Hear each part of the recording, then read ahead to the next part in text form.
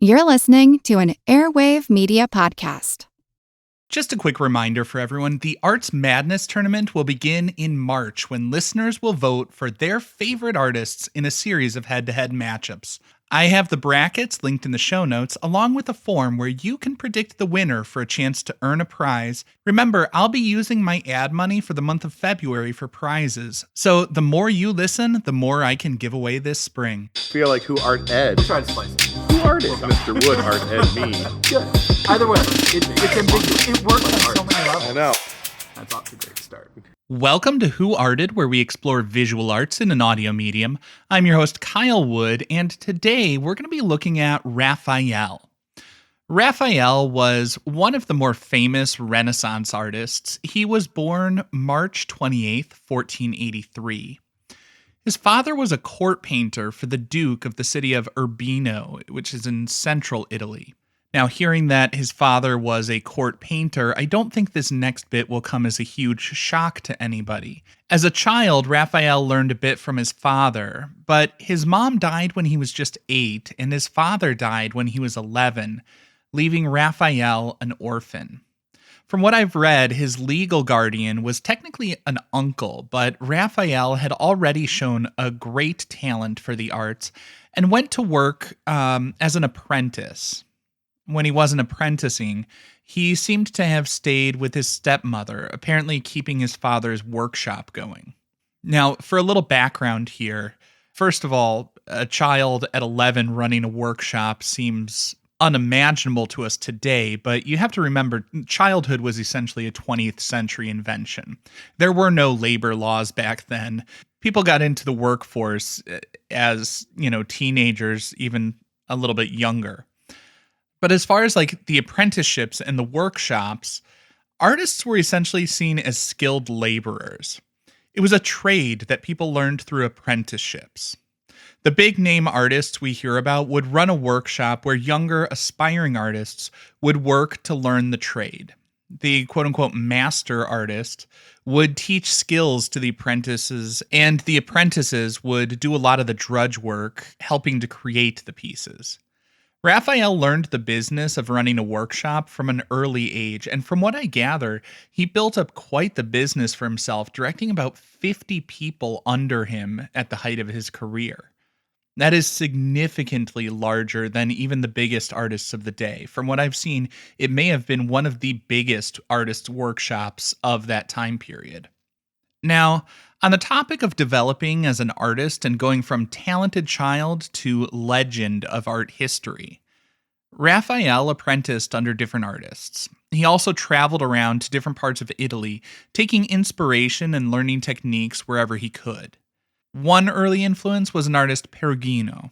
Some sources actually say that Raphael apprenticed for him as young as the age of 8, while others say that would have been too young even for the Renaissance. But he was definitely working with Perugino by the time he was a teenager, around 1500. Another likely more familiar artist who inspired Raphael was Leonardo. Leonardo da Vinci was an older, well-established artist by the time that Raphael came to Florence. Raphael learned by studying Leonardo's compositional style, his sfumato technique. There are actually several works by Raphael that appear to be based on the Mona Lisa. But today, I want to focus on Raphael's most famous work, the School of Athens. In 1508, the architect Donato Bramante suggested Raphael to handle some murals in the Vatican Palace for Pope Julius II. This was a big break for the young artist. Remember, he was just in his mid-20s at this point. Being commissioned by the Pope would catapult his career. Interestingly, this was the same Pope who hired Michelangelo to paint the ceiling in the Sistine Chapel. And if you want to learn more about that, I'll link my episode on Michelangelo in the show notes. The School of Athens was painted between 1510 and 1511 CE. It was during the Renaissance as intellectuals throughout Europe were nostalgic for ancient Greece, making tributes to the great Greek philosophers a quintessential Renaissance piece. It wasn't the first piece that Raphael painted for Julius II. But basically, Raphael would finish a painting and the Pope would be like, great, now cover another wall. And I mean, what are you going to say? No? The theme of the School of Athens was all about philosophers seeking to get down to the root causes and fundamental knowledge. In this work, Raphael painted 21 of his favorite ancient Greek scholars and philosophers. Now, historians will disagree about how much Raphael really even knew about Greek philosophy, but I gotta pause and just recognize that Raphael, like Leonardo, was more than just some guy who kind of knew how to draw. I mean, 21 ancient Greek scholars and philosophers. Who can name that many ancient Greeks, let alone that all fit into a visual symbol of your ideals about philosophy? In the center of the School of Athens, we see Plato, who looks a whole lot like Leonardo da Vinci. Raphael is said to have put Leonardo's face on Plato as a tribute to the Renaissance great that he had learned so much from. Like Leonardo, Raphael was a Renaissance man working in different fields. In addition to painting, he worked in printmaking and architecture. Now, legend has it, Leonardo is not the only Renaissance great who pops up in this work. Raphael poked a little dig at Michelangelo, his rival, painting his portrait as the face of the philosopher Heraclitus. He's sitting by himself on the steps, leaning against a block of marble. Heraclitus is often called the weeping philosopher due to the sad nature of his work, and Michelangelo was said to have a bit of a temper and to be just a really difficult person to deal with. Quite a stark contrast from Raphael, who is known to be just very happy-go-lucky and affable.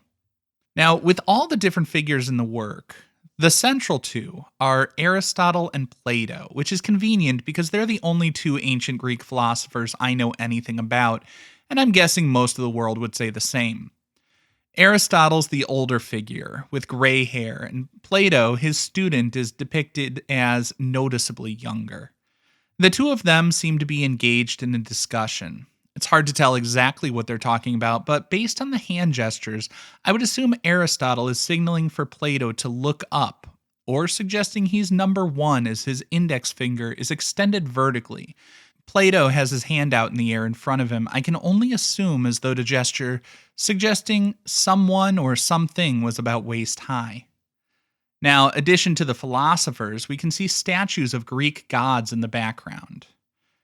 Kind of an interesting choice for the Catholic Pope to have ancient Greek gods and goddesses in his work, but to each his or her own.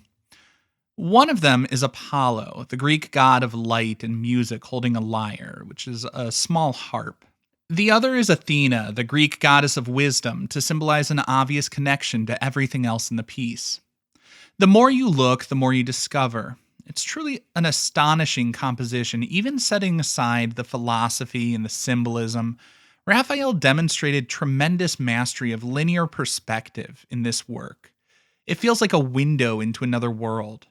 Everything slants toward a vanishing point right about where Aristotle and Plato are standing. This not only helps with a sense of depth, but also leads the eye toward those central figures, emphasizing them as the focal point. Of course, being a man in his 20s, Raphael did appear to push things with a bold little hidden selfie, because all young men are narcissists who consider themselves to know everything and think they're on par with the giants of philosophy. Or he was just trying to show a bit of his playful side.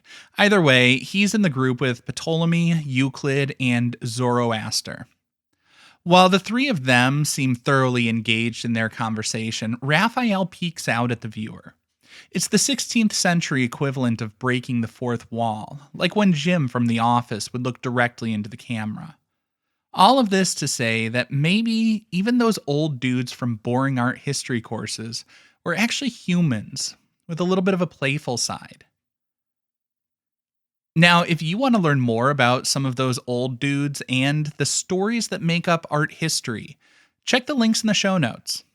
And be sure to subscribe to Who Arted on your favorite podcast app. This concludes this week's episode of Who Arted, part of the Airwave Media Podcast Network. If you found this tolerable, please leave a rating or review on your favorite podcast app. You can find images of the work being discussed this week and every week on social media at Who Arted Podcast on Twitter, Instagram, and TikTok, and of course on the website whoartedpodcast.com. Podcast done.